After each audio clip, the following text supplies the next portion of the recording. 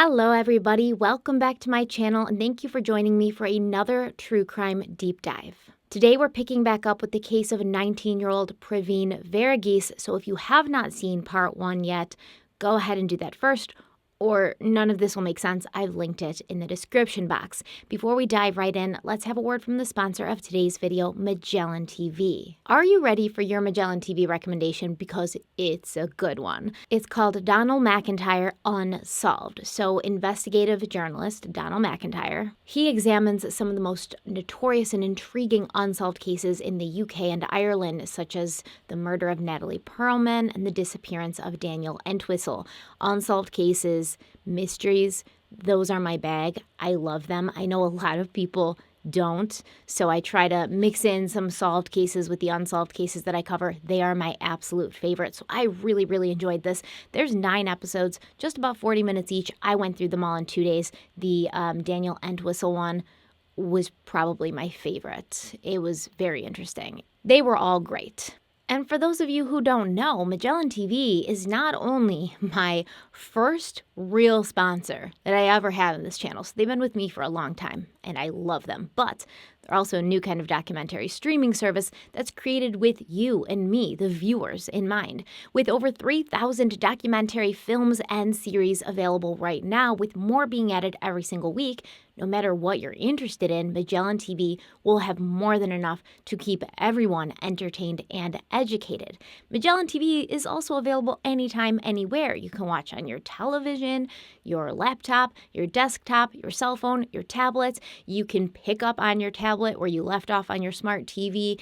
It's super streamlined, super easy to use, really great. Whether you're interested in true crime, history, science, nature, or really anything else, you can go on Magellan TV and browse through hundreds and hundreds of amazing, carefully curated films and series that will keep you on the edge of your seat and open you up to new worlds and new ideas. You guys have heard me talk about the Ariel series before. They have one that goes over the UK, one that goes over Italy. They're awesome, stunning visuals.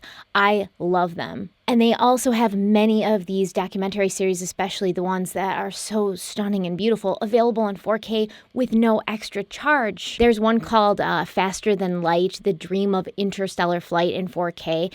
It's amazing. These films are just truly beautiful. And sometimes you just want to watch something that's, stunning and brings you out of your body and lets you kind of like fly away into different worlds and the unknown. And all of these documentary movies and series are delivered to you ad-free. And if you have little ones in the house and you're sick of watching cartoons or YouTubers where it seems like the creator just obnoxiously screams into his microphone or her microphone constantly for the whole 20-minute video, there are so many cool documentaries for kids and families on Magellan TV, like Tales You Win, The Science of Chance, or the series How Cities Work, which I know is one of Aiden's favorites. He's my 9-year-old son. He loved it, especially the 4th episode, Transport Tales, where you get to learn about cars and boats and infrastructures. Very cool. So if you're interested in trying Magellan TV out for yourself, I have a special and exclusive offer for viewers of this channel. You can get 30% off an annual membership. This gives you an entire year of Magellan TV for less than $3.50 a month, and you truly cannot beat that. I also believe you get a 2-week trial before that price kicks in, so you can definitely try it out and see if it's even something that you want to pursue, but I highly suggest you try it out. Click on the link in the description box. Start watching today. This offer may change at any time, but it is a good one. I've already used it myself to purchase a few annual subscriptions for some family members as gifts because I got it for my dad last year. He told everyone he loved it. It's been really interesting. It's a family affair now. Thank you so much to Magellan TV for sponsoring this channel. You guys have been great from the beginning. You are the GOAT. And thank you so much to all of you out there who understand that sponsorships are essential to keep this channel running. Let's dive into the video. So I talk with my hands so damn much, and I know it annoys some of you guys, but I can't help it. But I have this bottle of wine here from last night's podcast recording session. Sometimes, some Mondays, because Mondays are really tough, but Mondays are my busy days, and we record the podcast, Crime Weekly, on Mondays. So sometimes if Monday's been a really tough day, I will have a glass or two of wine while I'm recording the podcast, and it must have been sitting, I guess, within arm shot of me, which is anywhere between between, 6 feet. There's no social distancing happening between me and the wine bottle. You know what I mean? So I literally knocked it off and I caught it in some Matrix-like X-Men reflexes. It was falling, tumbling over and over. And before it hit the ground and maybe smashed or maybe the cork comes out, I don't know what's going to happen, but it's going to be messy. I caught it like this. What? Like, I would normally not make you sit through this story, but it was so cool and I was so impressed with myself and it will never happen again. So I had to let you know. So in part one, we covered a lot of information. There's a lot of information in this case, which is lucky because I've been able to be in contact with Pravin's family and I've been able to get all the police records because we will talk about this. But Lovely and Monica, they fought so hard to get the police records and they got all of them unredacted. So I was lucky enough to have access to a lot of this stuff, but that means a lot of information. And I don't think anybody's ever covered Pravin's case to this depth. So I really, really want to do it justice. On that note, I am going to have an announcement for you after the third part of this, which involves Pravin and Lovely and me. So I hope that you stay tuned for that and find out what it is because I'm very excited. So I'm going to try to get all the information in here that I can. I'm sure I'll miss things, but I'm going to do my best. When we last left off, the Verghese family had been notified that their only son was dead, and they'd been told that his death was an accident due to his intoxication level. He's drunk, he's confused, he wanders out into the woods, he can't get out, he dies of hypothermia. Now, behind the scenes, the police had talked to a young man named Jonathan Stanley, who told them that his cousin, Gage Bethune, had gotten into a physical altercation with Pravin the night he went missing. Both Gage and Jonathan tried to spin the narrative that they were coming forward because it was the right thing to do. But there may have been another reason that they were itching to go to the police and tell their side of the story. 15,000 reasons, actually. And when I say that, I mean the reward money. The reward money that was put up by Pravin's family and community. So can you imagine the balls that somebody has to have to be involved in what happened to this young man's death and then come forward so that you can collect money from his family now? I want to talk about the autopsies because there was 2, but first I want to have a little discussion about corruption amongst city officials. And trust me, this is relevant. No one is safe from this, unfortunately, because high positions in any industry or agency, it leads to power, right? Which ultimately leads to a sense of entitlement and ego, and thus creates political corruption. So this can be found in every city, state, and country across the world. However, Illinois has sort of led the pack for a long time. They have a notorious problem with corruption that goes back a long way, all the way to the days of gangsters being in cahoots with politicians, and prohibition, smuggling alcohol, stuff like that. Do you think those gangsters in Chicago were able to smuggle all that alcohol in without having a politician or 2 in their pocket? And don't just take my word for it. I never would ever tell anybody to just hear what I have to say, take it in, and believe it fully. I've included lots of links in the description box so you can check it out for yourself. And the first link includes a long list of city officials in Illinois that have been indicted for crimes like bribery, embezzlement, tax fraud, regular old fraud, and so on. Honestly, I wish I could do a whole video about political corruption schemes because you would be surprised the kinds of stuff that these people do. Illinois is the second most corrupt state in America, and corruption costs the state economy more than $550 million a year. And I am so sorry to Illinois residents whose hard-earned tax dollars are being spent to fix the mistakes of ego-driven asshats who can't just do the job that they've been paid handsomely to do.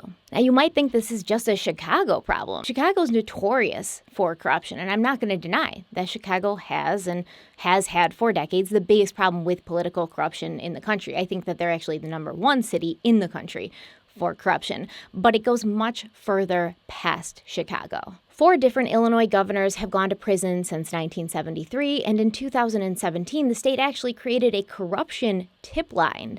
According to IllinoisPolicy.org, quote, corruption is often defined as using political office for private gain.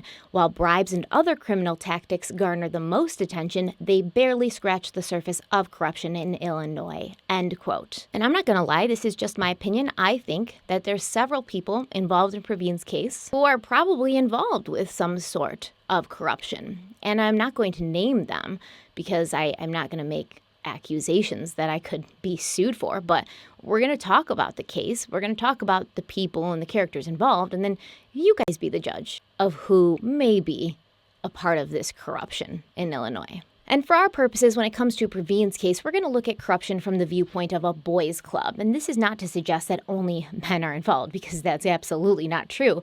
But I really didn't know a better term that exuded what I'm trying to get across than the term boys' club. If you've ever worked at a company and you're doing a great job and you're always on time and you're productive and you have great ideas, but for some reason, you just can never seem to get promoted. But there does seem to be a certain group of people that always is getting promoted, right? That always seems to be getting the advantages.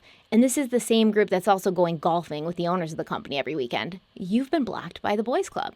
When a certain amount of people in positions of power pull strings to get their friends and their allies certain benefits, or they use their power to pull strings to secure other positions of power for their friends, when there's a constant exchange of favors happening, like, well, if you do this for me now, 5 years from now when I'm in this certain department or I'm in this certain position, I'll make sure that, you're paid back. Certain files may never make it past my desk. Those who have been part of Pravin's case from the start believe that this is exactly what's happened here. For some reason, the powers that be in Carbondale and even Illinois, they did not want Gage Bethune to be charged.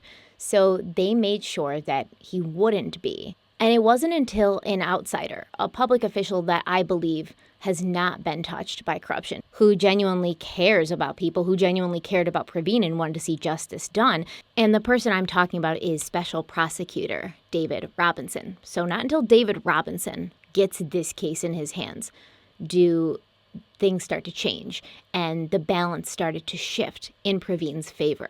After going over all the documents, learning as much as I can about this case, I tend to agree that something's happening here. And there was probably a lot of talk behind the scenes that were discussing decisions made during this case, whether or not to bring charges, the implication of what bringing charges would mean, not only for Carbondale, but for the college there, SIU. Specifically, we're going to be speaking about 4 public officials in this video. And I'm not sure if these 4 individuals worked together, if it was an orchestrated sort of effort, or if they just all separately made the same decisions. But these 4, I believe, were pretty much instrumental in making sure Pravin's death went unnoticed and untalked about. And really, at the end of the day, unsolved. So we're going to talk about Carbondale Police Chief Jody O'Gwyn. We're going to talk about State's Attorney Michael Carr.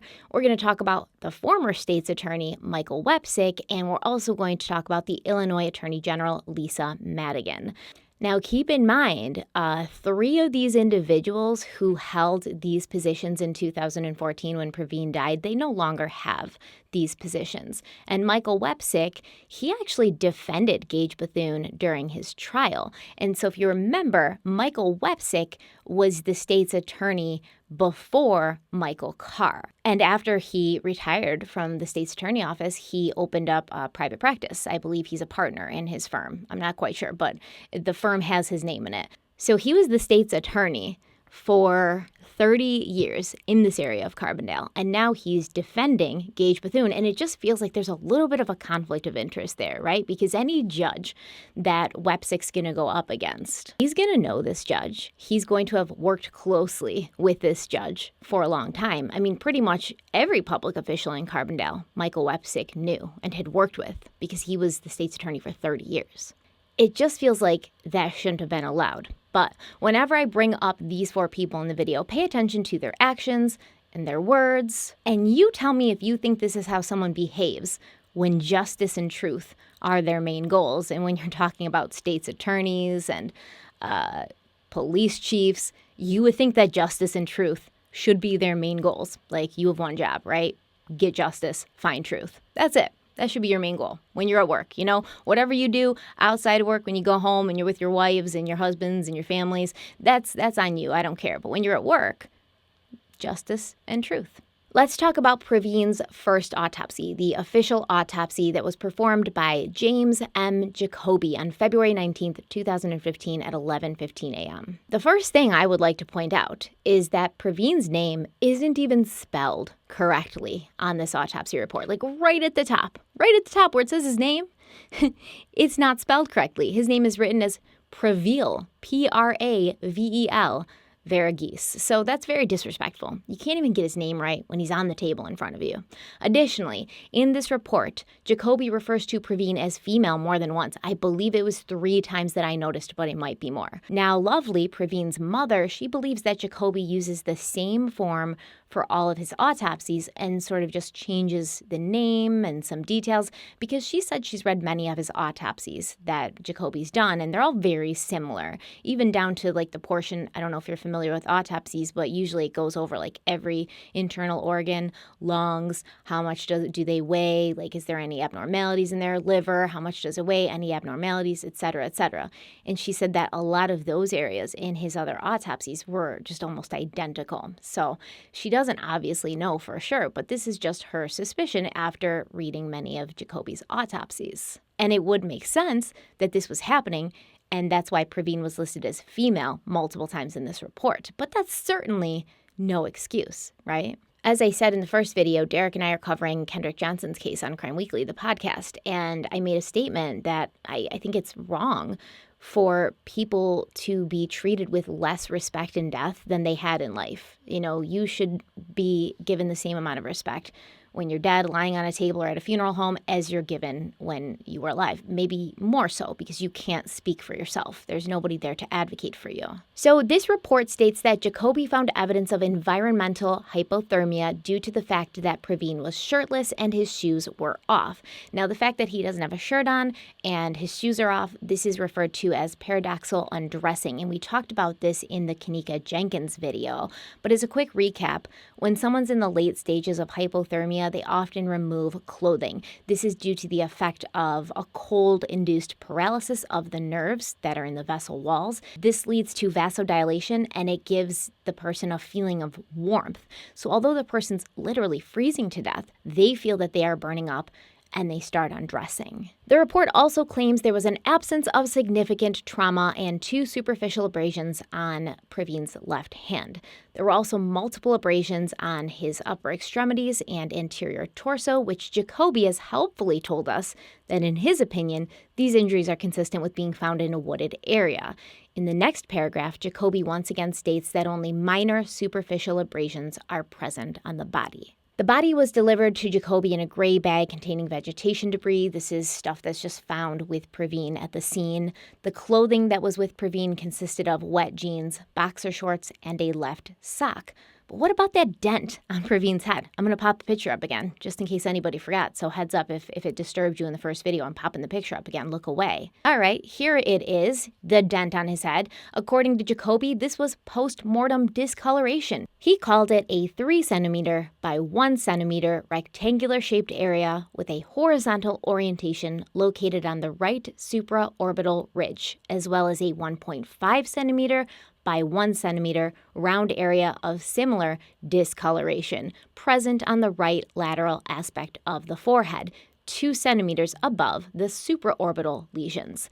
Now, Lovely told me something that made me really sad. She said that she believed Pravin's autopsy had been conducted inside the body bag. So I'm not going to take anybody's word for anything, right? Although if I was just going to take somebody's word at face value, it would be Lovely Verghese. But I looked up the normal protocol of an autopsy, and I found out that photos are taken and evidence is collected before the body is removed.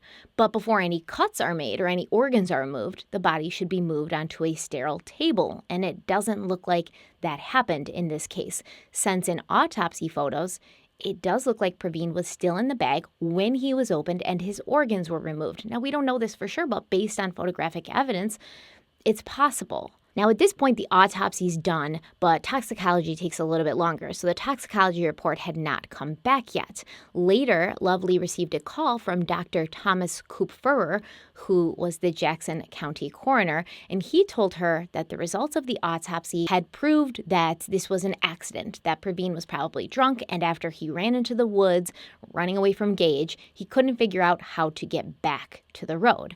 When she asked him about the mark on Pravin's head, he responded that it was completely normal post-mortem discoloration and that Pravin had probably hit his head on a tree or something and that she shouldn't worry about it. So which is it, right? Is it post-mortem discoloration? Wouldn't you expect to see similar post-mortem discoloration on other areas of Pravin's body? Or did Pravin hit his head on a tree? Which one is it? On the evening of February 19th, Lovely had a meeting with the deputy police chief and the detectives on the case. Now, she never did meet with Jody O'Gwyn, who was the official police chief. In fact, Jody O'Gwyn never visited Pravin's family. He never called them. He never reached out to see if they had questions or if they needed something, if they were okay, to give his regrets. Lovely has never spoken to this man in her life, but he felt he knew the case well enough to give a press conference at 2 p.m. on the afternoon Pravin was found dead in the woods. Now, I'm going to play you some audio of that press conference, but the video quality is really bad, so I'm just going to place like a picture of Jody O'Gwyn as an overlay. Investigation at this time, we're working with the coroner's office to determine the exact cause of death and any potential injuries he may have. Okay, you can't talk about physically what he looked like at all, if there was any sort of blood or still currently laceration. under investigation. We don't have any information about that at this time. So since no foul play is suspected, I take it that the condition of the body would lead you to believe that there hadn't been a fight, he wasn't injured physically? There were no obvious signs of trauma that would be caused by something other, by any kind of a suspicious means or any kind of altercation, so no outward signs that we were able to see. How did you come to the conclusion that he ran into the woods on his own will? It was through some statements that we were able to obtain. You said that he had left a car, he had been traveling in a car with whomever he was with and then got out? Yes. 14, I mean, do you have any reason, did he get out on his own accord? I mean, was the guy driving lost somewhere? The information that we have, he got out on his own accord. Where? Was it close to where you found him? Correct. Chief, but when you mentioned that this young man was found out in the woods and that potentially the temperatures had something to do with his death, was he not properly dressed? I mean, did he not have a heavy coat on, just had on regular clothing, or? From what I understand, he just had pants and a shirt, no coat. Shoes, were his shoes on? He had shoes. And that was a very cold night that night. Yes. What have you learned about why he would flee into a wooded area instead of somewhere residential or anywhere else? Anything that I could tell you about that would be pure speculation at this time. I don't know why he fled into a wooded area rather than go somewhere else. I just don't know at this point. Any note on, sir, when the autopsy will be, or will there be an autopsy, sir, or toxicology as well? We have requested an autopsy, which will include a toxicology test, and that date and time has not been set. It will be determined by the Jackson County Coroner's Office. Am I characterizing it correctly then that you believe he went into the woods, essentially lost his way, and eventually froze to death? That's the assumption that we're working under right now, again, because we don't have anything else to lend us any credibility that it was anything else. So we have to kind of wait until we get some information back from the autopsy in the coroner's office to see if there's anything different. And you said a recent acquaintance. Can you describe what the relationship was between him and this person? I believe it was someone that he met at a party. So they met that night pretty much? Yes. And guy gave him a ride, they had a fight, is that kind of what? That's what I'm getting, yes. Do you know where he was giving him a ride to? I mean, what was the intent of this drive they took? The intent of the ride, he was supposed to be giving him a ride home, but apparently, according to some of the statements that we have, he was unable to tell that individual where he had lived exactly. Have you spoken to this acquaintance? But on the way back, I stopped at Larry Young's house, and I was actually standing with him and his wife in their room, in their office, watching this press conference. And right before it started, I said, they're going to do this one right, right? They've learned from Molly. They're going to get it right, right? And he said, I hope so. And the instant the police chief started talking, I heard a lie after a lie after a lie. And I wouldn't necessarily say that he came out and purposefully lied, but the press conference was very well crafted to appease the community. Nothing's wrong over here. We suspect nothing wrong. And I was immediately enraged and hysterical to get a hold of Lovely and insist that they get a second autopsy. And there were three things he said. Number one, he said, Pravin had taken a ride with a recent acquaintance. No, you and I are recent acquaintances. This was a complete stranger, somebody he'd never seen in his life. I knew that typically he walked everywhere. He was only going on a 4-block adventure that night from one place to the other. Why would he get in with a stranger and be 5 miles across town in the woods dead? It didn't make sense. I knew from the family already that they had seen an injury on his forehead at the viewing. And so when the police chief said, we don't suspect any foul play, there weren't any injuries of an outward nature that would give us any reason to believe foul play. And since then, we all know now that he had blunt force trauma to the head. I have the images from the scene. I have the autopsy images, and there's absolutely no denying these 2 dark strikes, bruise, 1 indentation on his head. So for them to say we didn't see any outward injury shot me through the roof immediately. The third thing he said was he wasn't really familiar with the area, so he couldn't tell this person he got the ride with quite how to get him home. Carbondale's not big. Pravin's from Chicago. He works for Jimmy John's while he's at college. He's all over every street every day delivering food. He knows his way around Carbondale. So those 3 things from the beginning had me perked up and seething. So in my opinion, it doesn't really seem that Jody O'Gwyn knew much about the case when he took the podium to address the media and the public about it. For instance, he said Pravin was wearing a shirt and jeans, and he had shoes, but Pravin was shirtless, and he did not have shoes on. There were shoes found nearby, which weren't even Pravin's shoe size. We've already talked about how years later they did DNA testing on the shoes and figured out that they weren't Pravin's. But do you think it would have occurred to anyone on that investigation to check with Pravin's family and see if the shoes belonged to him, or even check to see if the shoes were the right size that Pravin wore before making the assumption that they were his shoes? Jody O'Gwyn also said that they didn't believe there was any foul play, even though the last person that Pravin had been with that evening had hit him so hard, he basically left a dent in his head. Pravin had just been found hours previous to this press conference. You know, he was found at 9:45, I believe, in the morning. The press conference is at 2. They hadn't done the autopsy yet. They hadn't gone through any of the evidence yet. Apparently, they didn't even check to make sure these shoes they found were the same size that Pravin wore. And the last person that Pravin was with physically punched him in the face and admitted to it. I think that Jody O'Gwyn probably should have reserved judgment on whether or not foul play was involved, whether or not this was an accident, until at least the investigation had started. Even if he just pretended to be up in the air about it, even if he just pretended to be unbiased and said, you know, we don't know what happened here, we're going to do an investigation, but at this point we can't rule out foul play. The autopsy's done. Lovely and her family are making plans to return to Morton Grove, the Chicago area, so they can bury Pravin.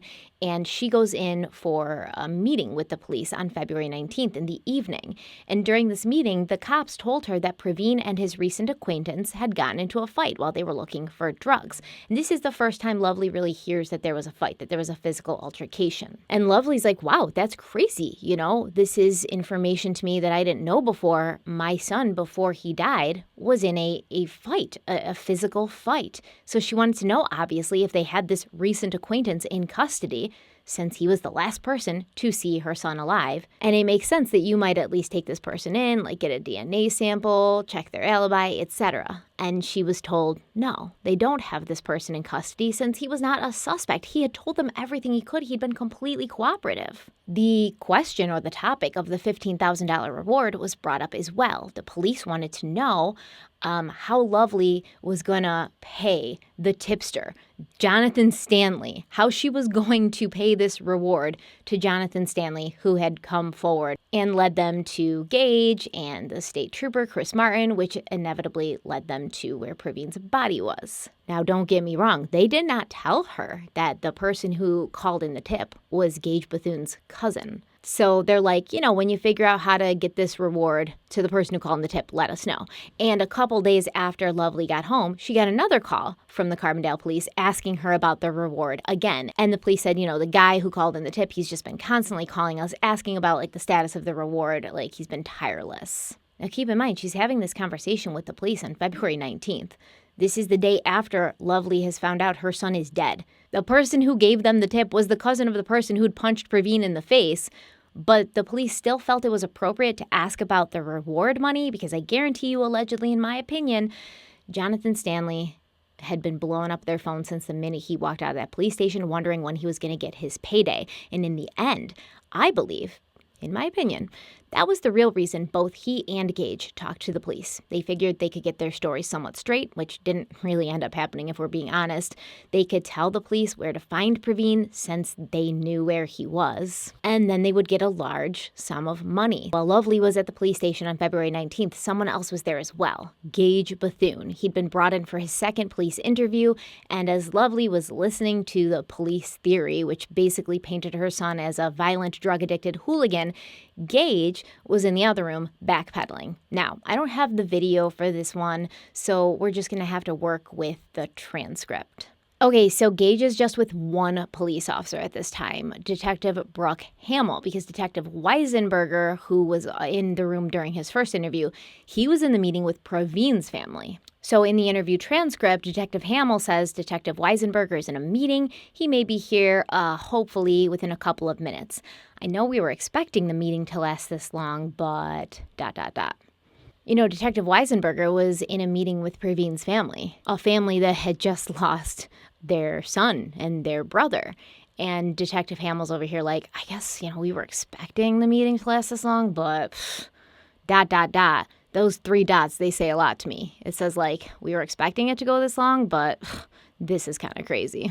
Which I think is rude and disrespectful because the family of a victim should be able to have as long as they want to talk to the police about their loved one's case. So Detective Hamill tells Gage that he's not under arrest, he's free to leave at any time. And she says this a few times, right? Just so he doesn't forget, just so he knows that he's able to walk out of there anytime he wants and he's not under arrest. In my opinion, at some points, it was almost like she was suggesting to him that he should get up and leave, but that's just my opinion. So on page 2, Detective Hamill says, "Are you aware that you're here and you're not under arrest for anything?" He says, "Yes, ma'am." She responds, "Okay, and we explained to you that you're free to leave, right?" He says, "Yes, ma'am." And then she responds, "Free to leave at any time."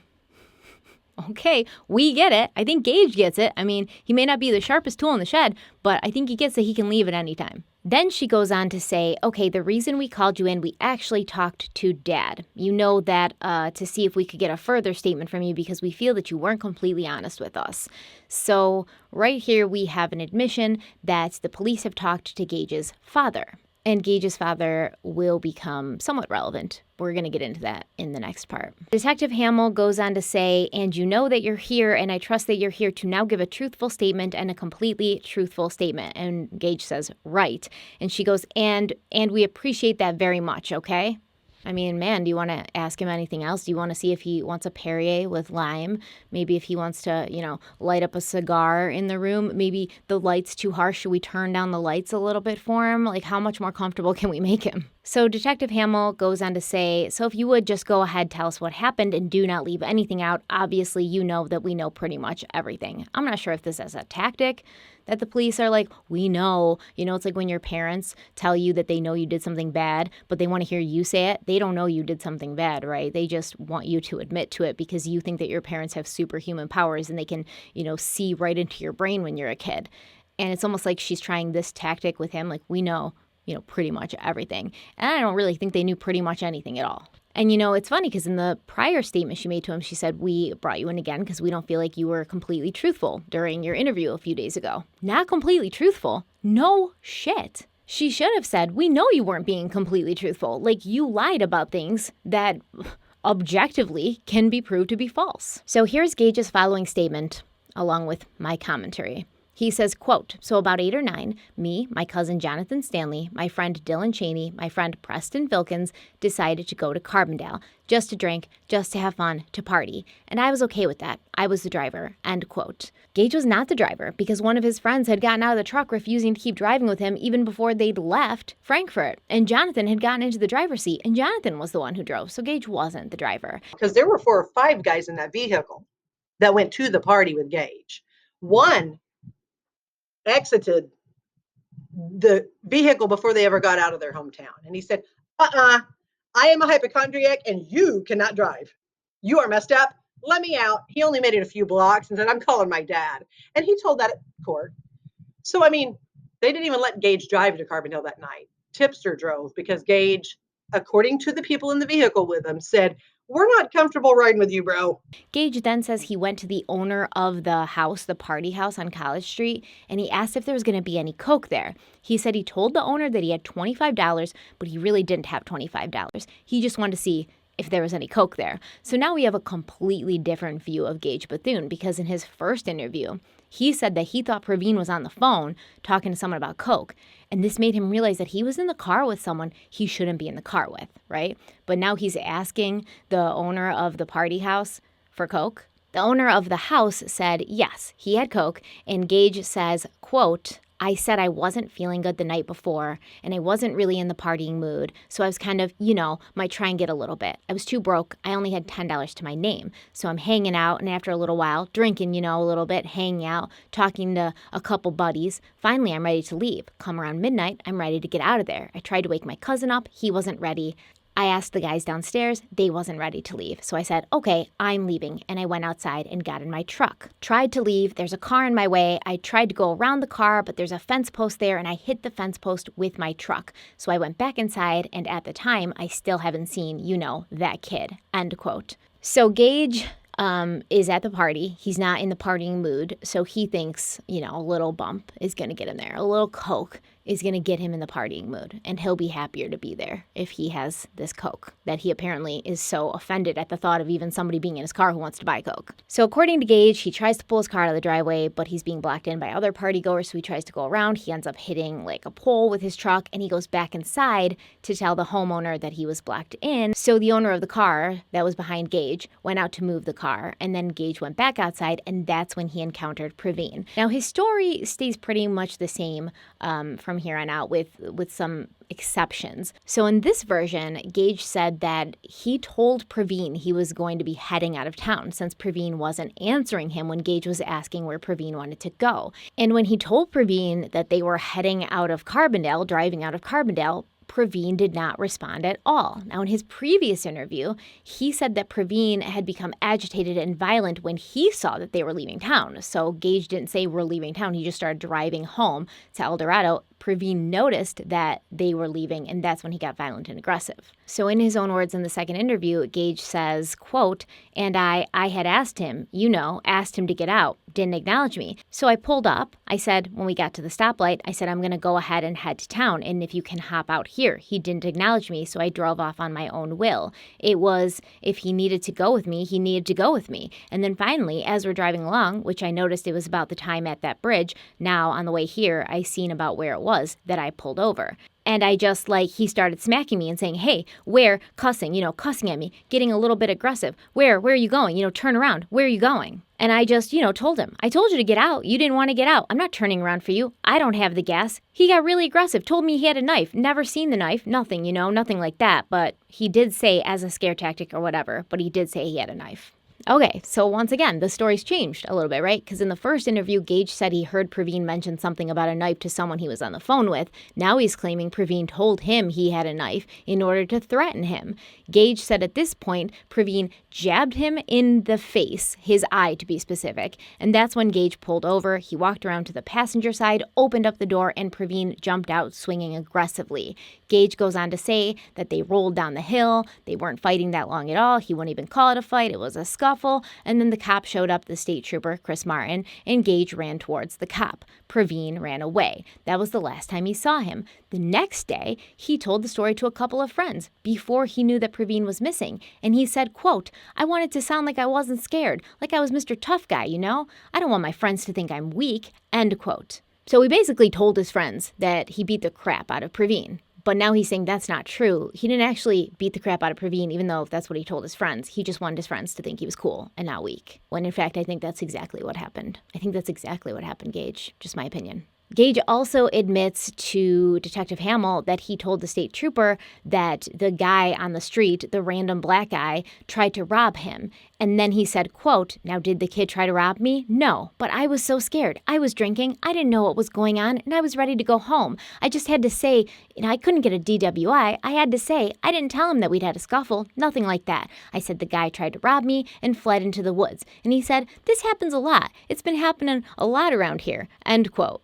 So apparently the state trooper was like, commiserating with Gage. Like, yeah, dude, lots of carjackings around here. Lots of just random people running out trying to rob you. So he admits to lying to the state trooper about drinking, as well as lying that Pravin, or the random black guy that he completely made up, tried to rob him. And Gage never was honest with the state trooper about who actually had been in the vehicle with him. And get this, not only did the state trooper not give Gage a sobriety test in a college town when the kid's literally and obviously been drinking, but Gage admitted to the detective during his interview that his alcoholic beverage was sitting in a red Solo cup right in the cup holder of his truck, like right there. I'm sure Christopher Martin could have seen it had he just peered in.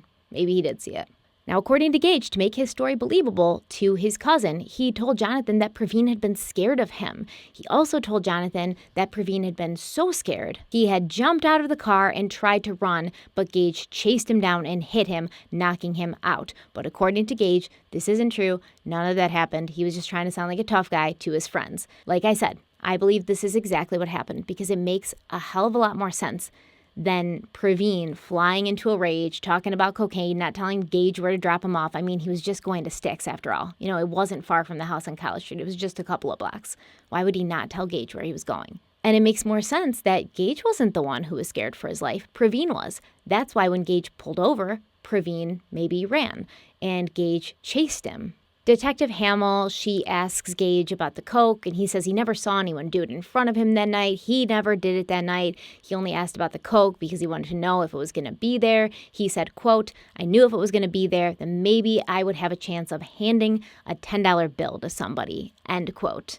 Gage goes on to say, quote, "So I thought, just $10. I told him I had 25. I only had $10. I wanted to. If I told him I only had $10, he would have looked at me like I'm stupid. Cocaine's like $80 a gram, like 100 or something like that," end quote. Gage knows a lot about coke for someone who clutched their pearls at the sound of the word in his truck later.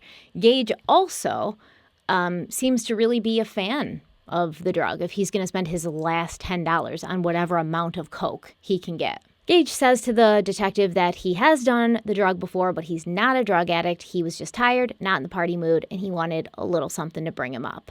Now, this is where Detective Hamill asks Gage where his cell phone was that night, and Gage said that the battery died after he got to the party. She also asked him if he had his phone on him now at this point in the interview, and he responds he doesn't have it. In my opinion, Gage either did have his cell phone on his person at that point because he's a young kid, he's left his house, there'd be no reason to not bring it with him, or he'd been coached to leave it behind so that the police couldn't take it from him and look through it without a warrant. Now, when he's asked if they can look through his phone just to verify everything, Gage says, there's no information on his phone. And then in the same sentence, he changes the subject to talk about the owner of the house on College Street, saying like this man is a drug dealer.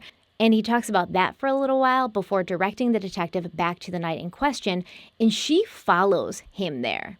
She doesn't say, "That's great, thanks for the information, but let's get back to your phone." She just follows him down the path back to the night of February 12th. And she stops asking him questions about the phone and starts asking him questions about that night. It literally blew my mind. I'll read you that portion just so you can see how it goes down.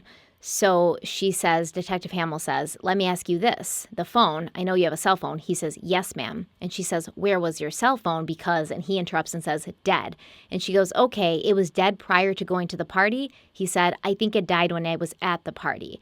And she responds, okay, do you have the phone with you now? And he says, no, ma'am. And she goes, all right, would you allow us to look through your phone? I mean, is that, we're looking for information that will tell us this is exactly where you were and you're not deceiving us. And he said, that's not my phone.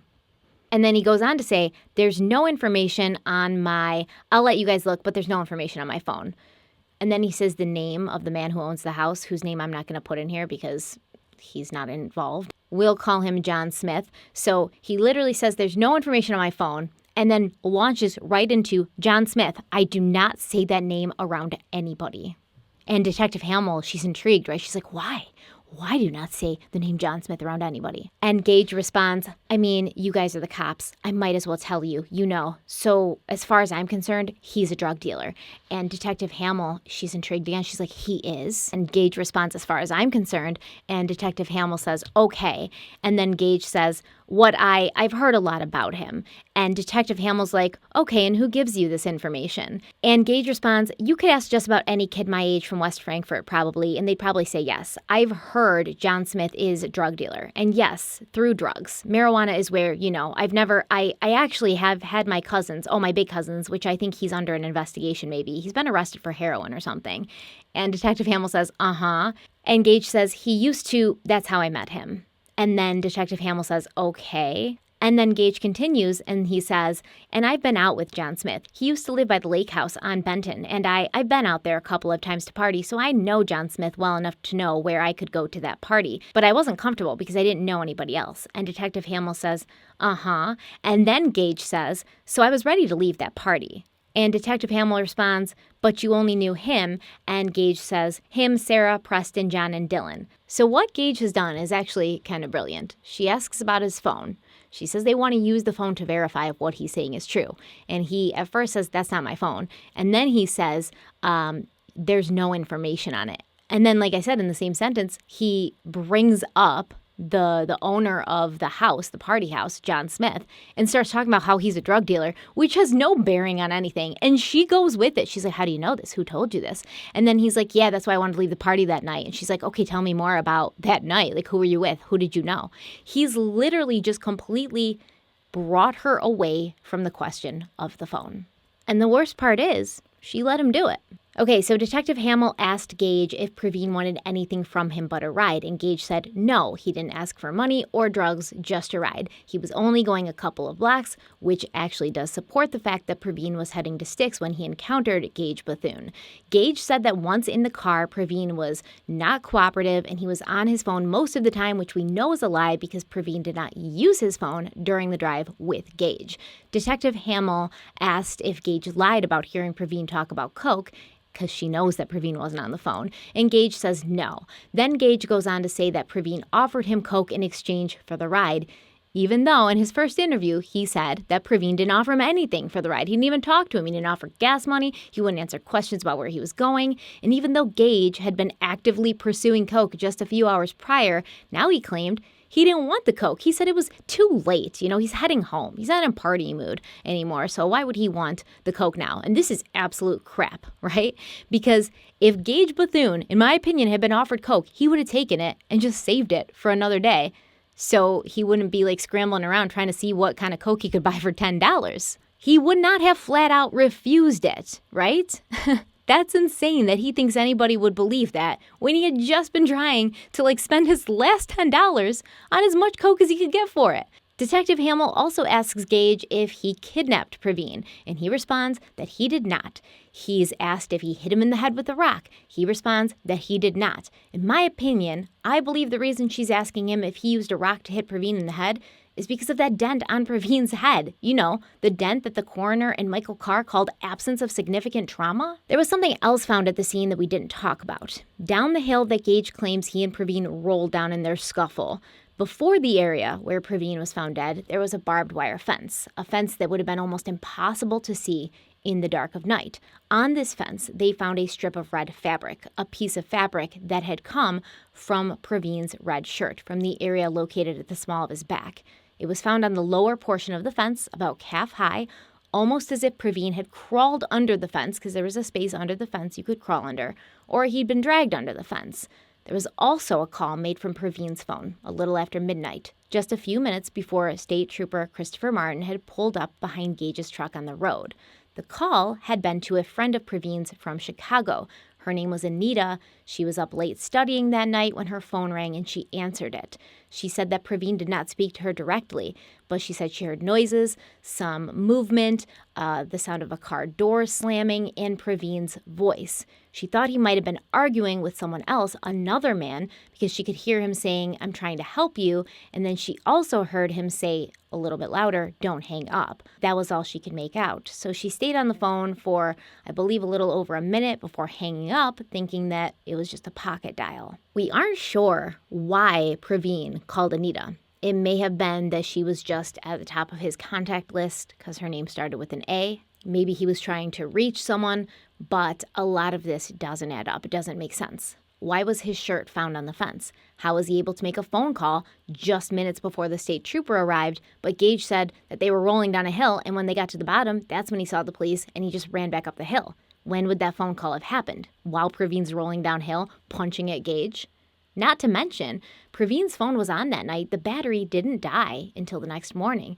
So if he had run away into the woods, if he was conscious and alive when he couldn't find his way out of the woods and Gage had already gone up to meet the state trooper, why wouldn't he have called someone to help him? Why wouldn't he have called Ashley? Why wouldn't he have called the police? Why wouldn't he have called one of his many friends from college to catch a ride and get him the heck out of there?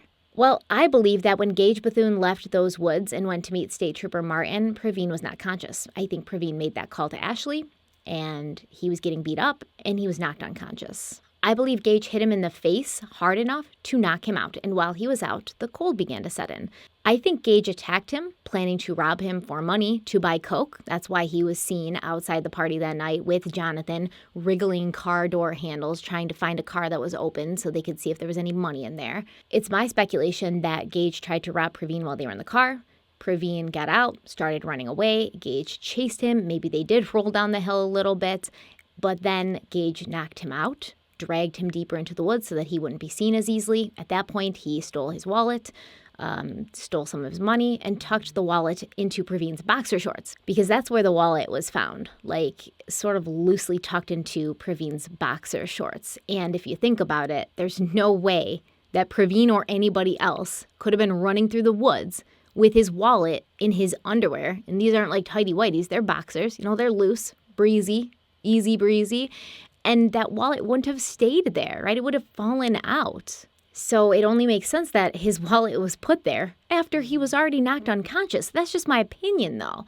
I also question whether or not Gage was alone when this happened, because even though the state trooper only saw Gage on the road that night, he didn't go into the woods. Obviously, he didn't go into the woods. He just shined his flashlight in, didn't look for Pravin, but someone else could have been waiting there. That's just what I think. But it's worth noting that the girl who would later drive Gage's friends home from the party after Gage left, his cousin Jonathan and the two friends they'd come with, she told Monica Zukis that she couldn't remember whether or not Jonathan had been in her car that night. The biggest evidence that caught my ear, that made me think somebody else was with Gage that night, was Tipster's own words in the police interview when he said, well, the kid wasn't moving. Well, it wasn't that he wasn't moving, he was crawling. Well, he was limping. Well, he wasn't really limping, but it was kind of like he was having trouble getting over that fence. What fence? How'd you know there was a fence there? None of us knew. That was the first time I heard of a fence. Where's the fence? Well, we now know. At the bottom of this big hill, there's foliage and there's a barbed wire fence. Well, guess what? We also found out there's a little piece of Pravin's shirt on the second to bottom rung of wire from the small of his back. Did he crawl under the fence or did you drag him under the fence? And where's his shoes? We've never found his shoes. That disturbed me. And then the tipster also said things like, well, this is what my cousin told me. Well, you've got a lot of detail for what your cousin told me. And he said, well, you know, my cousin told me Pravin tried to take his money, you know, and then he wouldn't let him out of the truck. And then the kid was trying to jump out of the truck and, you know, he kept revving it up, wouldn't let him out of the truck. Two of them that were left, and Tipster, which makes three, rode home with another girl at like 1 a.m. because they called her for a ride because Gage had left earlier. Allegedly, Tipster got sick because he drank too much and was upstairs in the house throw it up in a bucket. I had many conversations with the young lady that picked up the extra boys that rode with Gage to the party and came back. Her and one of them were kind of having a thing at the time, so that's how he knew to call her. She verified for certain that 2 of them were in there. And, I kept quizzing her, are you sure? Are you sure? Tipster cousin was in there with you. And she's like, yeah. I'm pretty sure, it's been a long time ago and I'm not sure. I'm like, well, he's like 6'6". Like you'd probably know if a giant got in your car. And she was a sweet girl. She talked to me. She gave me the information she could. I'm not an official. I can't do anything legally anyway, but I appreciated her speaking with me, but I'm not sure. I know 2 of those boys were with her, and I got good detail to believe that. I'm not sure about the other. Additionally, the place Pravin was found was not really far from the road. I believe it was about 200 or 300 yards away. Monica and Lovely have both been back to the spot several times. They put a cross there, and they say that you can still hear the traffic coming from the road above the hill, and you could even see the lights from the cars, as Gage also demonstrated when he said that he knew the cops were there because he saw their lights flashing. So even under the influence of alcohol, and I'm not going to lie and say that, there's not a chance Pravin had something to drink that night. I'm sure he did. He was at a college party. He's a college kid. I'm sure he had something to drink. I do not think that he was as drunk or had drank as much as the police and Michael Carr said he did. But even if he was under the influence of alcohol, you'd still think Pravin would be able to find the road, right? Just by following the sounds and the lights. He certainly wouldn't have gone deeper into the woods away from the sounds and the lights. And even if he had to get away from Gage, he would have called somebody on his cell phone. And according to Gage, Pravin got up and ran away, but he clearly didn't run far if that's what happened because he didn't have shoes on and he was found, away from the road. So where did he run to? Where are his shoes? Pravin's shoes have never been found. Those shoes that were found near him were not his shoes. His shoes have never been found. Was Pravin just pretending to run, Gage? Like he was pretending to be on the phone? Now, here's something so important that you need to know. It was forest area, but yeah, when I say it's a big hill, it's a big hill. The road is pretty high up, and it's probably like a 20-foot hill, and then the woods area. If you look at Buffalo Wild Wings in Carbondale, Illinois, it's directly to the east of it. And you can zoom and be like, oh boy, that's looking fierce. There are lights there. We went to the woods at midnight, February 13th, like it was the same thing a couple of years later. And the lights from the local businesses shine bright. The cars are loud going by. Pravin won't shut up. Try to shut you up. Try to shut me up. When you look at his phone records, because we have them, do you know what a UFED device is that they use at the police station to pull off everything off your phone? Pravin was tweeting, texting, talking, downloading songs, Instagramming. He was doing it all. Girl, he was wildfire all night long. For the 30 minutes he was with Gage, according to everything that we can piece together, he was radio silent. I promise you he was knocked out.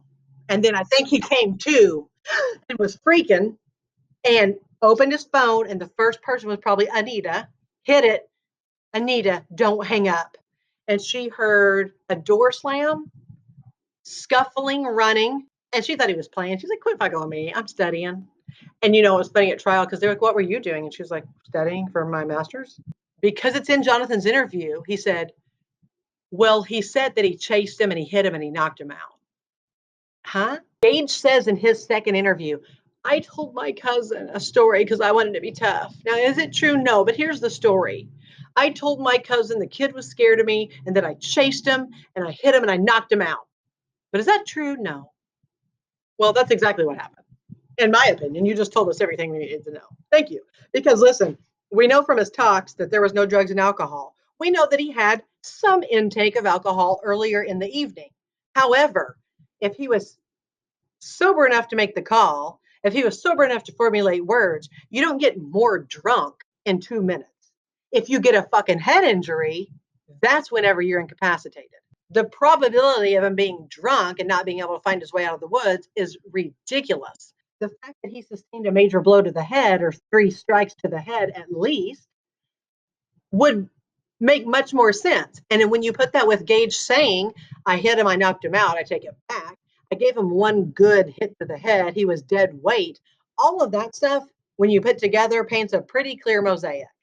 There's so much about Gage's story that does not make sense. So Gage admits to the police that he beat up Pravin. Pravin was later found dead, but Gage is never arrested. His phone is never taken into custody. He's never considered a person of interest or a suspect, and I think that's pretty awful police work. On April 3rd, the toxicology results came back showing that Pravin was not intoxicated, at least at the point of his death. In fact, he had nothing in his system, no drugs, no alcohol. There was a small amount of alcohol found in his urine, but Dr. Jacoby believed that the majority, if not all of that alcohol present in his urine was derived from bacteria.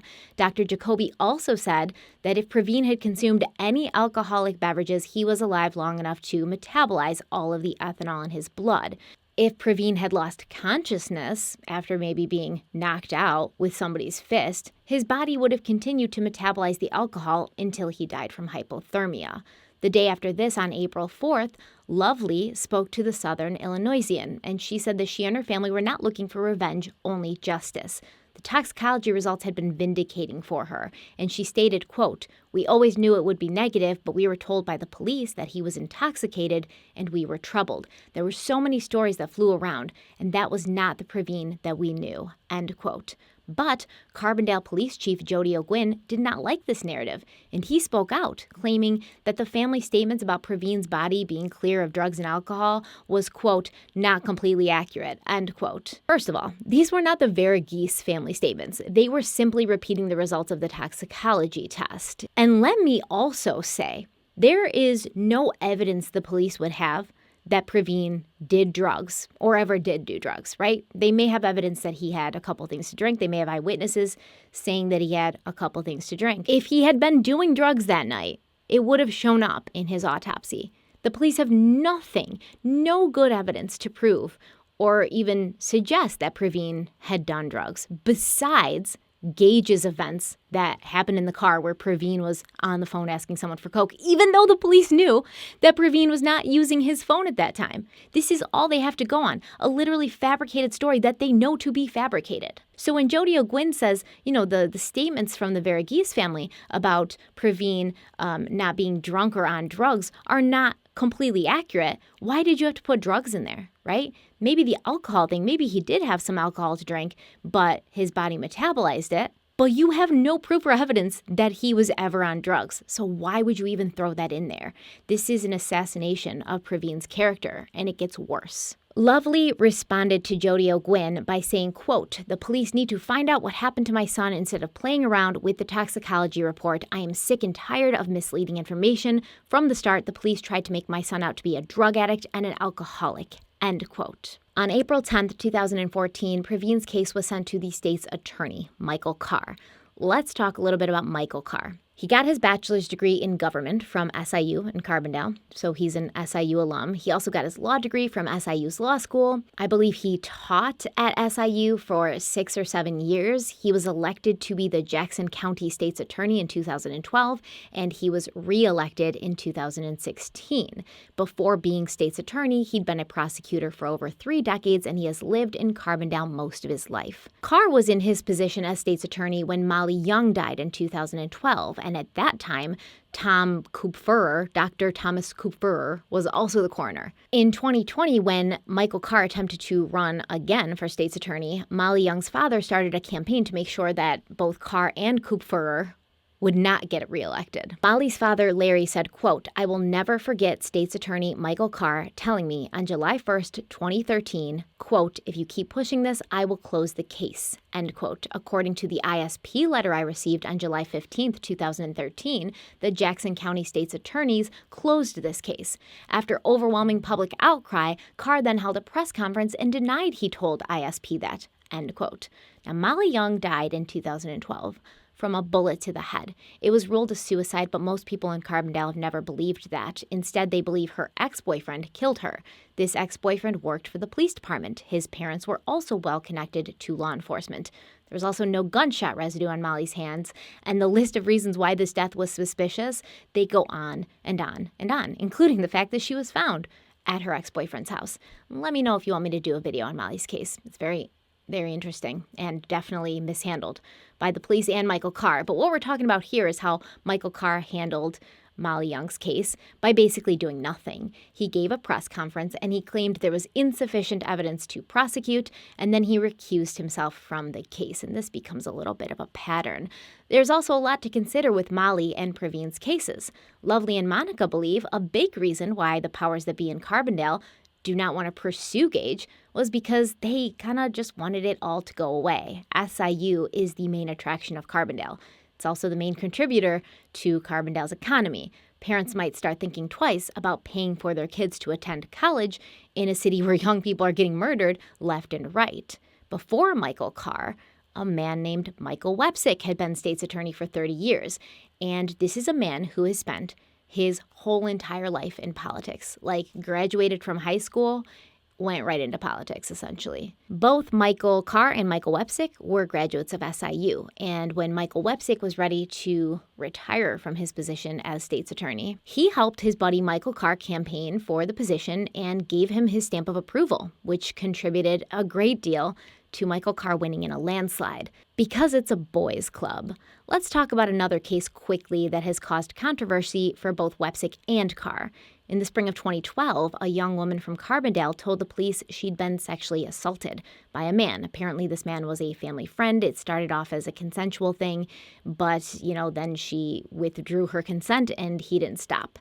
In response, Mike Wepsick, who was state's attorney at the time, decided that it actually had been consensual sex, and then he charged this woman with filing a false report, which is a felony. When Carr took office, he stood behind this decision and did not withdraw the felony charge, leading many people to believe the two Mikes were using this woman's case as a warning to other women who might think about coming forward and speaking of their sexual assaults or trying to bring their attackers to justice. And while we're on the topic of sex crimes, let's talk about how the majority of sexual assault claims that come from SIU go unprosecuted, under both Wepsick and Carr, both Mikes. Campus police investigated 52 allegations of sexual assault between 2005 and 2014, yet only 5 of these ever saw the inside of a courtroom because the state's attorney decided to not prosecute.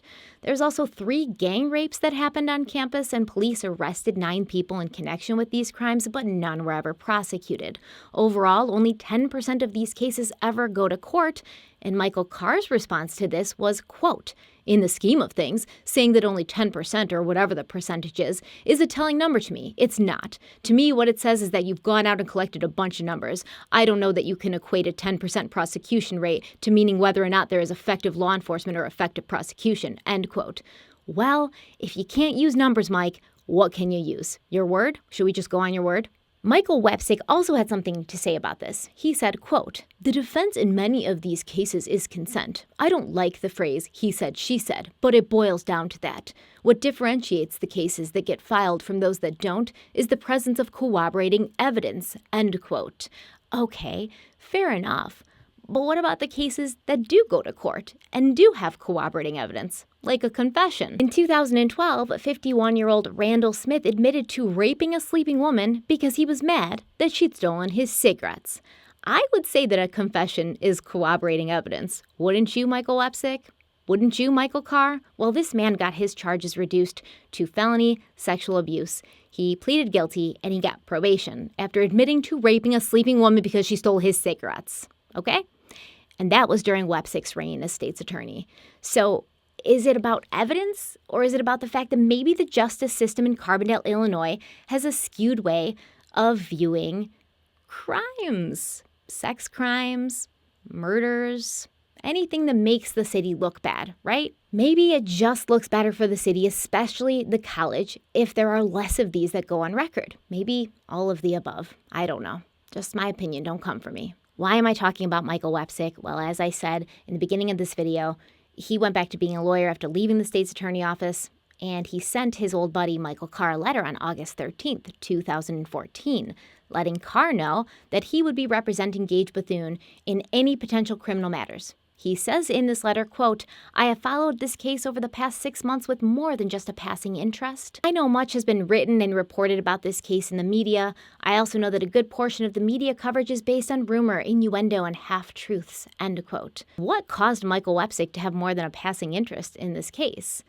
Does he know Gage? Does he know Gage's family? What is the interest that he has in this case? Well, maybe that will be made more clear as we continue to go through the details. So Monica Zukis, who you have been introduced to in clips, she's an amazing woman, very passionate. She was very vocal about the Molly Young case on her radio show. And then Pravin's case came to her attention. So she started watching that case, and she sees the press conference and she hears what Jody O'Gwynn has to say. And then she hears about the autopsy results, and she feels something is off, right? So she sends a message to Lovely, whom she hasn't even met yet, encouraging her to have an independent autopsy done on Pravin's body. The funeral director who prepared Pravin's body for burial also had encouraged Lovely to seek out a second opinion once he got a look at the state of Pravin's body. Dr. Ben Margolis, the head of the autopsy center in Chicago, performed the second autopsy.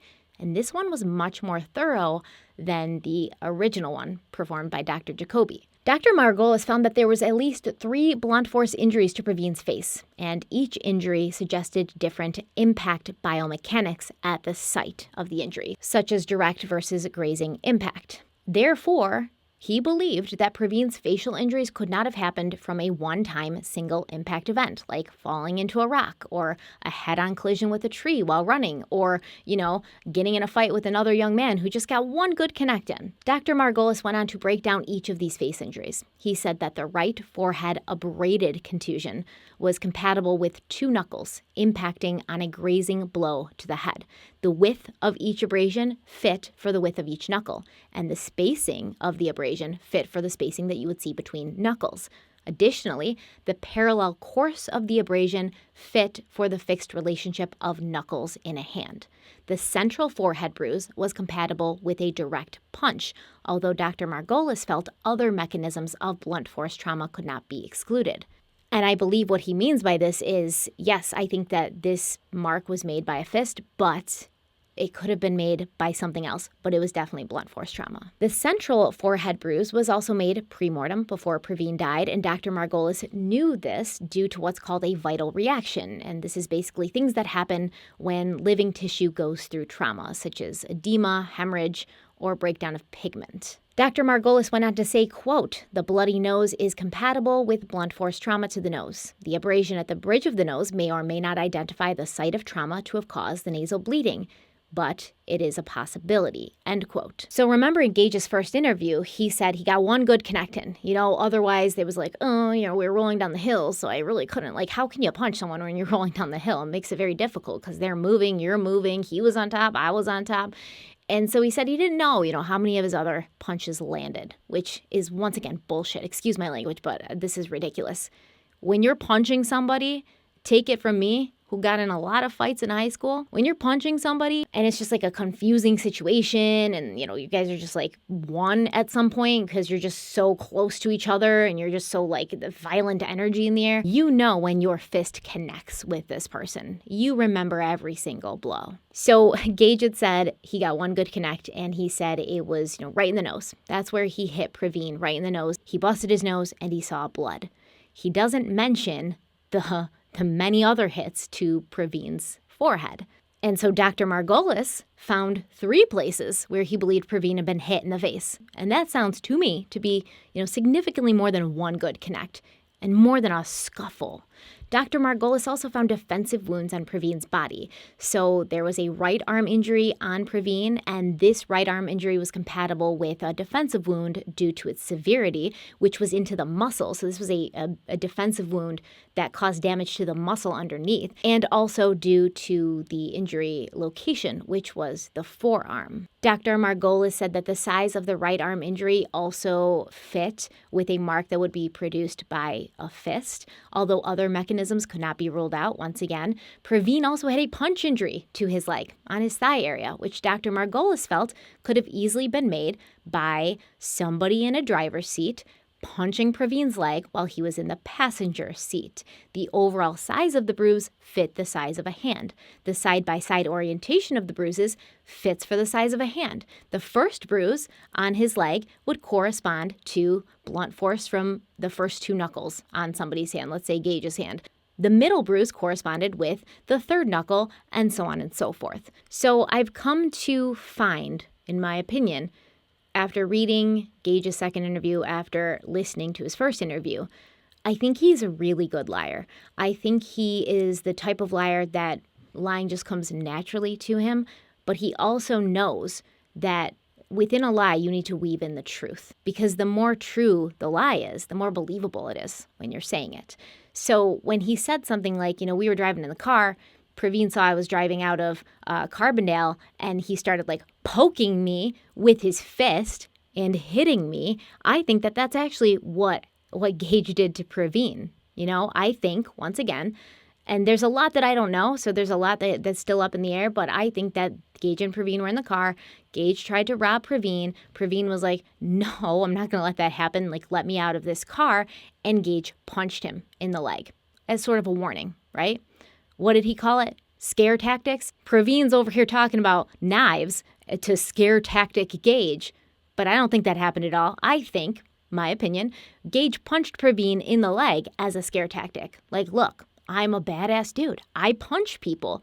And if you don't give me what I want, that punch to the leg is going to feel like a Swedish massage compared to what I have in store for you. My opinion, don't come from me, allegedly. So there was actually a lot more than that bruise on Pravin's legs. On his left leg, he had a bruise 6 centimeters in diameter with associated small abrasions ranging up to approximately 1 centimeter in diameter. On his left leg below the knee, there was a bruise about 2 centimeters in diameter. On his left upper leg, there was patterned bruises, 3 transversely oriented close space bruises spanning 9 centimeters in aggregate. So this is the bruise that he was talking about, the one that he believes happened in the car. And this was Pravin's left leg, which is why it makes sense that he would have been in the passenger seat.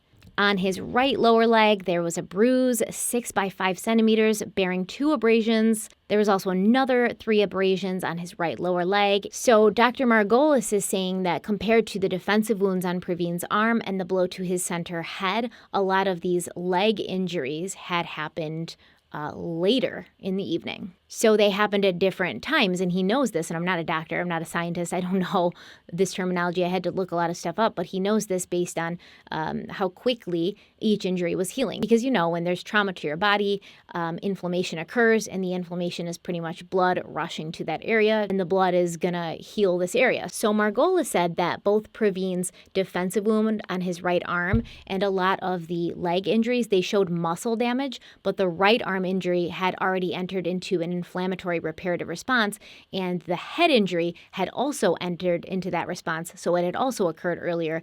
And the leg injuries were not in as an advanced state of healing, so they had happened later. Dr. Margolis said, quote, a timing placing the head and arm injuries earlier in the evening of February 12th/13th, 2014, when the decedent was in or near the vehicle, and the leg injuries later in the evening when the decedent was in the wooded area, and this is supported by microscopic exam, end quote. He goes on to say that the autopsy does not prove the right arm and head injury occurred at the same time. We know that they occurred at different times than many of his leg injuries, but the microscopic findings were compatible with their occurrence around the same time. The right arm injury was located on the dorsal forearm, and it's compatible with a defensive posture. Elbow in front and flexed, forearm over the face, hand or fist over the head, right? Okay, I shouldn't talk when I'm doing this, but this posture is compatible with Pravin using his arm to protect his face and head from multiple blows. If Pravin was being punched in the face with both arms in this defensive posture, and this was happening as he was rolling down a hill, it would account for the scratches found on his abdomen and lower chest, because there was less scratches found on his upper chest. So if he's holding his hands like this when he's trying to defend himself against punches and he's going down a hill, you're going to see less scratching in this top chest area and more underneath. And Dr. Margolis said that this theory is further supported by the fact that the abrasions on Pravin's abdomen and chest were mostly transverse, which would fit with a sideways sliding down a hill. There were scratches on his right chest, and the pattern of these scratches fits for fingernail scratches from a hand pulled across Pravin's chest at least twice in slightly different directions. There was also subarachnoid hemorrhage evident on the brain, and this means there's a bleeding between the brain and the tissue that covers the brain. He went on to say that non-hemorrhagic concussion was a possibility based on the severity of external head injuries. There was also 2 abrasions on Pravin's left hand, but these were not compatible with abrasions you would see if you're punching someone, meaning Pravin was basically the victim of a beating here. And he didn't get any punches in, which is a vastly different story than Gage told us, right? Because Pravin was the one who started punching him first, swinging on him. They were both exchanging punches. I was on top. He was on top. We were hitting each other in the side of the head. Pravin was right-handed, okay? There was no contusions on his right hand. That's your dominant hand. That's the hand you punch with. Something I found interesting about this autopsy was the absence of certain things, like the presence of frostbite on Pravin's body, and the fact that there was no Wisniewski's spots found. And Wisniewski's spots are these dark brown spots that can be observed in the gastric mucosa. And seeing these spots as a pathologist, it can really help in determining that the cause of death was hypothermia when evaluated together with other nonspecific findings like frostbite. Pravin didn't have these spots or frostbite. Now, Dr. Margolis said that the paradoxical undressing was consistent with hypothermia, but some other things you would expect to see in a hypothermia death were not present, and as cold as it was and as long as Pravin was out there, you would expect to see some frostbite, right? It was February, there was snow on the ground, he was out in the woods, bare-chested, bare-feeted. Dr. Margolis said that, quote, this means that either the decedent stayed in the cold woods until he died and likely had cold injuries that are not evident because he did not rewarm, or he spent a short amount of time in the cold woods, went to a different location where he was rewarmed, and then arrived back in the woods at a later date, end quote. It was not possible for Dr. Margolis to determine time of death, but Dr. Margolis believes that Pravin might have been alive for quite a while after receiving his wounds because some of them had started to show very early signs of healing. This could also be a reason why there was no alcohol found in his system, even though he had been seen drinking earlier because he'd had more time to metabolize the alcohol. However, I do still want to point out that if he had had as much to drink as the police and Michael Carr were purporting, all these window beers, 4 Locos, I think there would have been something present still. So there's really no doubt that Pravin may have had a couple of drinks that night. He's a college kid at a college party, but we can still dispute the fact that he was drunk, disoriented, violent, on drugs, and looking for a fight with Gage Bethune. And I think the autopsy proves that this was no fight, since Pravin was the only one with injuries, but there was no wounds on his hands, which would suggest he'd been fighting instead of just getting beat up. If he had wounds on his hands, if there was some sort of corresponding injuries on Gage, we might say, yeah, this was a fight, between two kids. Boys will be boys. That's not what happened here. And I believe there was also a 16-year-old girl that Gage picked up that same night after his scuffle with Pravin, and she ended up staying the night with him because he was so messed up on drugs or alcohol, I don't know what. But she said he had bloody knuckles, and that he was definitely under the influence of something. Now we have both autopsies. Very, very different autopsies. But Dr. Ben Margolis stands by his decision and his findings, and he hasn't wavered from that. Have you questioned your findings because of this? No, I haven't questioned my findings, not at all. Tonight, Dr. Ben Margolis stands by his autopsy that found 19-year-old Pravin Verghese was the victim of violence before his body was found in sub-freezing temperatures near Southern Illinois University. There's a pattern bruise to the right forehead that could not be from nature. There's an abrasion to the nose. There's a bruise to the upper lip. But the Jackson County coroner found no significant trauma, just signs of hypothermia.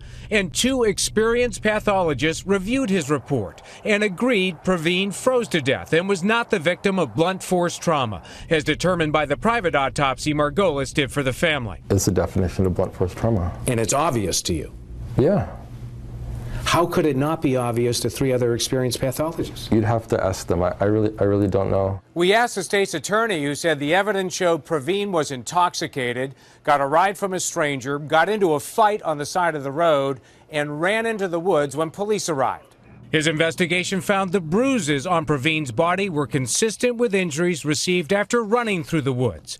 But Margolis says the coroner did not cut into the skin on Pravin's right arm, which he says clearly shows a defensive wound that was man-made. The injury to the arm was deep, was into the muscle and down to the bone. Pravin's family says that's clear evidence this was no accident. I feel so sad that this is the way the justice system works. State's Attorney Michael Carr stands by the grand jury decision not to indict the young man who fought with Pravin. Now I'm going to read you a little bit from Michael Carr's press release that he sent out on February 23rd, 2015 in regards to the Pravin Varughese death investigation. He says, quote, "There was no blood on his clothing or on the ground near the body. No major trauma was noted. When the body was rolled over, revealed were 2 small cuts to his back, but no obvious major injuries to the back, head, or legs. A small 1-inch by 1-inch swath of cloth matching the color of his shirt was found on the barbed wire fence leading into the woods from Route 13, where Varughese was reported to have entered.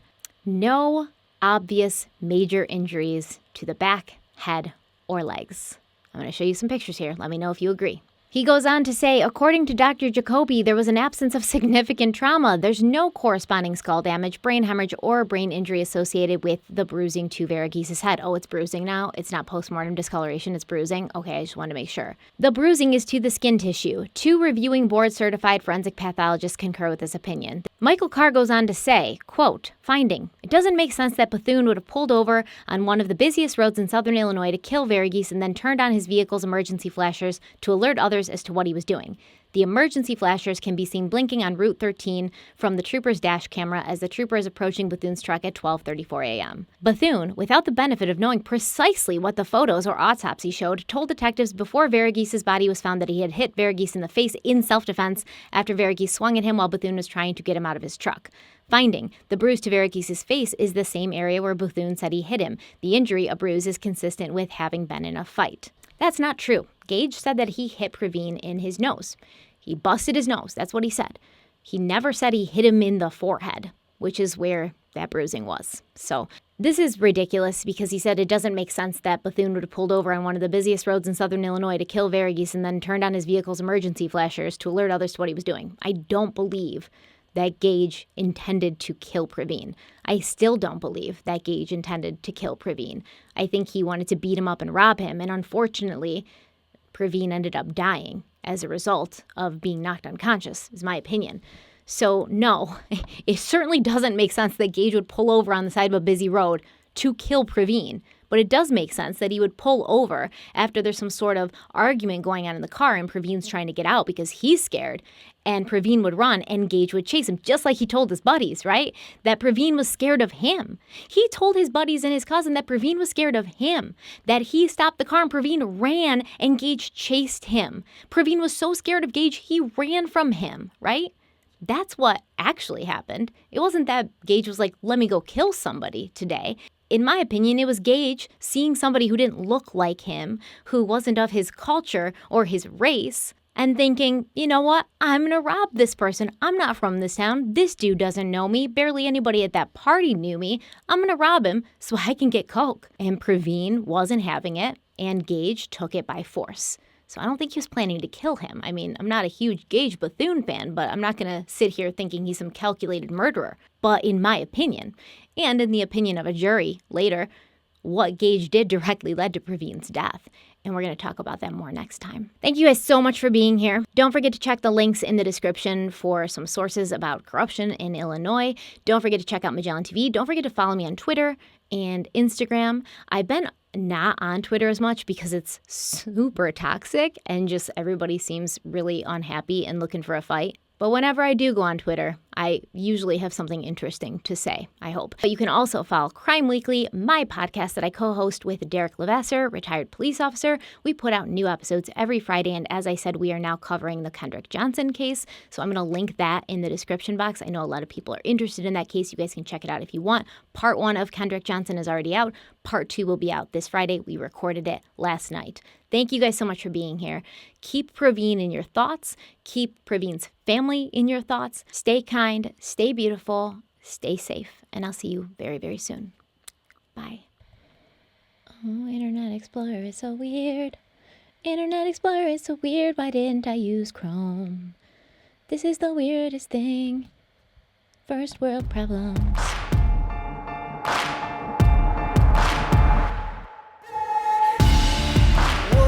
Don't break now, and the bottle's going straight down, and that river runs deep, the mountains get steep, and the voices getting too loud.